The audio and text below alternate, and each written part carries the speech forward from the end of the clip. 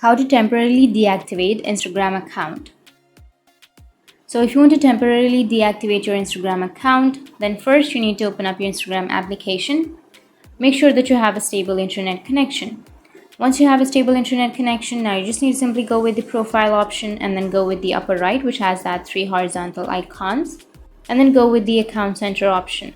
Once you tap on the account center, now you just need to simply go with personal details.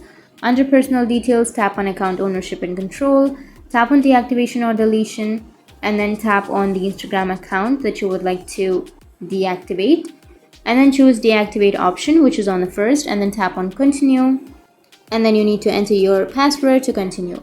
Once you enter your password, tap on continue, and it will ask you a reason why you would like to deactivate your account. Simply choose a reason and then tap on continue, and your account will be temporarily deactivated. So that's how you can temporarily deactivate your Instagram account. And if you have any questions, feel free to comment below. Thanks for watching.